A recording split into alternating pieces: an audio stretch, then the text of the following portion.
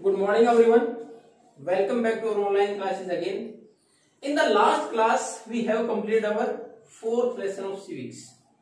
Now we are moving toward the fourth lesson of geography, that is air. And air is a mixture of gases. हवा है क्या? ये हमारे आसपास environment में हम पढ़ते हैं कि a blanket of air surrounds the earth is called atmosphere. Atmosphere means where a sphere of different gases और air, कि हमारे पास एक ऐसा स्फेयर, एक ऐसा डोमेन जिसमें हमारे पास अलग अलग प्रकार की गैसेज हैं. तो air is the mixture of gases, और एयर भी क्या है? मिक्सचर ऑफ गैसेज है. ऐसा थोड़ी है कि हम सांस लेते हैं तो ऑक्सीजन ही लेते हैं. सांस के साथ बाकी गैसेज भी हमारे एनवायरनमेंट में है, लेकिन after it reach to our lungs, हमारे फेफड़ों तक जाने के बाद भी एक्सहेल इट, हम वापस निकाल देते हैं. Oxygen we are going to use in the blood circulation etc. what is required for our life. अब इसमें हमारे पास एयर है, इसमें डिफरेंट टाइप ऑफ कंपोजिशन हमने देखा कि कई प्रकार की गैसेज हैं जिनकी जरूरत भी है. और इंपॉर्टेंस क्या है? देखो, without oxygen we can't survive. हमने देखा बिना ऑक्सीजन के हम सर्वाइव नहीं कर सकते, लाइफ पॉसिबल नहीं है. दूसरा, without carbon dioxide the plants are not able to produce their food. Photosynthesis का तरीका है, उसमें वो कंज्यूम करते हैं कार्बन डाइऑक्साइड और अपना फूड तैयार करते हैं. उसके साथ साथ ये हमारे पास जो इन्वायरमेंट में कंपोजिशन है डिफरेंट गैसेस की, ये हमारे लिए यूजफुल किस प्रकार की है कि हमारे यहाँ कार्बन डाइऑक्साइड एक ग्रीन हाउस दे रखा है, ग्रीन हाउस इफेक्ट आप देखते हैं. उसमें है क्या? कार्बन डाइऑक्साइड की हमारे पास जो मात्रा है, अगर हमारे इन्वायरमेंट में इसकी बात करें तो ये एक्चुअल में है 0.03%. लेकिन 0.03% क्यों इंपॉर्टेंट है? It trapped the radiated energy और हीट फ्रॉम द अर्थ. जो हमारी अर्थ से, सूर्य की रोशनी से हमारे यहाँ अर्थ गर्म हुई, उसके बाद जो रेडिएट होकर हीट बाहर जाती है उसको रोकती है. कार्बन डाइऑक्साइड हमारे यहाँ क्या है? उसको रोकती है. रोकती से मतलब टेम्परेचर को मेंटेन करके रखती है. अगर सारी बात चली जाएगी तो, अगर ये होगी नहीं तो हमारा क्या होगा कि दिन के समय तो बहुत ज्यादा गर्मी और रात में ठंड हो जाएगी. दिन में एसिडिटी जाएगी, सारी ऐसे पूरी एनवायरनमेंट रेडिएट होगी वापस आ जाएगी. लेकिन ये इसको रोकती है. तो इससे हमारा क्या है कि एक certain temperature which are required for our survival, एक ऐसा टेम्परेचर जो हमारे जीवन के लिए जरूरी तरह मेंटेन रहता है. लेकिन ये एक्सट्रीम हो जाए, अगर यही बढ़ जाए तो हमारे पास रेडिएट होकर जो हीट कुछ ऊपर जाती है उसको भी नहीं जाने देगी. इसका मतलब बहुत ज्यादा गर्मी और बढ़ेगी, यानी जो हमारे पास हीट है उसको और बाहर निकलने से रोकेगी.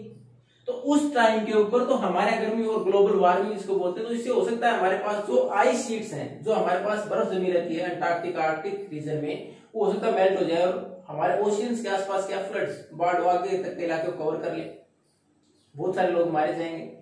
तो इसकी भी हमारे पास जो कंपोजिशन है वो उसमें ज्यादा बदलाव नहीं होना चाहिए, नहीं तो नुकसानदायक है. हमारी प्रकृति ने, हमारी नेचर ने हर चीज का बैलेंस बना के रखा हुआ है, और उस बैलेंस को हम डिस्टर्ब करते हैं तो हमें नुकसान होता है. अगर 0.03% बनी रहे तो हमारी लाइफ के लिए, सर्वाइवल के लिए बहुत अच्छी है.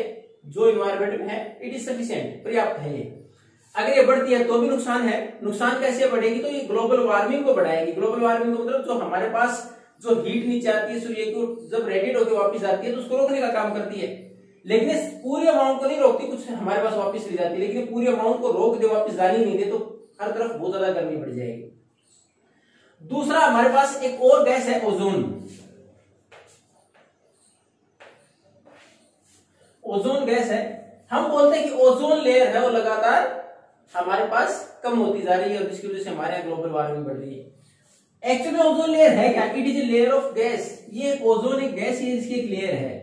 वो क्या करती है? हमारे पास जो हार्मफुल रेज है कि सूर्य की, जो बहुत ज्यादा हमारे पास जो नुकसानदायक है, उनको रोक देती है. वो यहाँ तक हमारे तक आने नहीं देती. अगर ये नहीं होती तो दिन के टाइम पर आपकी बुक में जैसे लिखा हुआ है वी मस्ट बी बेक, हो सकता है जैसे बेक करते हैं ना, पकाते हैं केक को, हम भी पक गए होते, यानी हम भी उस आग में जल चुके होते. और दूसरा, जैसे ही सूर्य अस्त होता, यानी रात के समय में, दूसरी अगर हम बात करें हमारे अर्थ का वो हिस्सा सूर्य के सामने नहीं है, तो रात के समय बहुत ज्यादा ठंड हो जाती है और रात में हमारी बर्फ जम जाती. तो हमारे लिए ये तो इसलिए टेम्परेचर को मेंटेन करके रखती है, पूरी निकलने नहीं देती. तो शाम के समय में टेम्परेचर बना रहता है, और ये हमारे यहाँ पूरी एक्सट्रीम हीट जितनी है उसको सारी को आने नहीं देती, जिससे कि हमारे यहाँ उतनी ही हीट आती है अर्थ पर जितनी रिक्वायर्ड है. तो हमारे लिए गैसेस कितनी इंपॉर्टेंट है. दूसरा, अगर आपने कंपोजिशन देखा हो हमारी पूरी इसमें एयर कंपोजिशन दे रखा है, उसमें सबसे ज्यादा गैस कौन सी है? 78% नाइट्रोजन। नाइट्रोजन है 78%। अब देखो जब हम सांस लेते हैं, मैंने पहले बताया it is a mixture of gases. हम ऐसा थोड़ी कि केवल ऑक्सीजन को छांट लेते हैं, कुछ तो और पार्टिकल भी जाते हैं, डस्ट पार्टिकल भी जाते हैं, कुछ गैसेस का मिक्सचर भी जाता है हमारे यहाँ, लेकिन वी एक्सहेल, हम उसको बाहर निकाल देते हैं वापस। लेकिन यही नाइट्रोजन हमारे लिए तो जरूरी नहीं थी, पौधों के लिए बहुत जरूरी है। For the growth of plants it is necessary, ये बहुत जरूरी है। अब ये नाइट्रोजन सीधे पौधों तक कैसे जाती है? ऐसे कैसे इन्वायरमेंट में और पौधों ने खींच लिया, ऐसा नहीं होता। ये कैसे जाती है? जो माइक्रो बैक्टीरिया है, जो हमारी अर्थ में जो छोटे बैक्टीरिया जो भी पौधों की प्लांट्स की रूट्स में रहते हैं, वो क्या करते हैं? नाइट्रोजन को कंज्यूम करते हैं, उसके बाद they provide to the plants, ये प्लांट्स को प्रोवाइड करते हैं। तो नाइट्रोजन जिस एक तरफ हमारे लिए यूजफुल नहीं थी, हमने उसको एक्सहेल किया, लेकिन पौधों के लिए जरूरी है उसकी ग्रोथ के लिए। अब हमारे पास दूसरी सबसे इंपॉर्टेंट जो हमारे पास वो है 21% ऑक्सीजन। ये शुरू में ही हमने पढ़ लिया कि हमारे सर्वाइवल के लिए सबसे जरूरी है। हम तो सांस लेते हैं तो हमारे सर्वाइवल के लिए सबसे जरूरी है ये। अब हमारे एक नंबर के अनुसार क्वेश्चन अगर लास्ट में है नहीं है तो अगर आप पूछ लें, अगर कोई पूछे हमारे से, तो the large amount of gas in the environment is, सबसे ज्यादा हमारे पास है nitrogen 78%। Then after the major share of gases after nitrogen in the environment is taken by oxygen. दूसरी सबसे ज्यादा गैस हमारे पास है ऑक्सीजन। तो हमारा कंपोजिशन है कि हमारे लिए किस प्रकार के गैसेस इंपॉर्टेंट है, और एयर है क्या? कंपोजिशन ऑफ और मिक्सचर ऑफ गैसेस है, और मिक्सचर ऑफ गैस हमारे लिए क्यों इंपॉर्टेंट है कि हमारा कंपोजिशन क्या है? सबसे ज्यादा नाइट्रोजन है, उसके बाद ऑक्सीजन, उसके बाद और गैसेस जैसे ओजोन है, हीलियम है, आर्गन है। तो ये हमारे पास कार्बन डाइऑक्साइड और गैसेस भी है उसके अलावा, और ये सब की अपनी इंपॉर्टेंस है। तो उन सारी इंपॉर्टेंस का हमने देखा कि अगर कार्बन डाइऑक्साइड की बात करें तो पौधे कार्बन डाइऑक्साइड कंज्यूम करते हैं फोटोसिंथेसिस के दौरान, ऑक्सीजन छोड़ते हैं और उसके साथ अपना खाना प्रिपेयर करते हैं, जरूरत है। दूसरा, हमारे यहाँ टेम्परेचर को मेंटेन करने में सहायता करती है कार्बन डाइऑक्साइड। ओजोन हमें हार्मफुल रेजिस से बचाती है। नाइट्रोजन हमारे पौधों की ग्रोथ के लिए जरूरी है। Oxygen for the survival of us और एनिमल्स, जानवरों के हमारे लिए सांस लेने के लिए जरूरी है। तो ये था हमारे पास एयर का। शुरुआत में अगर हम कंपोजिशन की बात करें, एयर है क्या, उसका इंट्रोडक्शन के तौर पर।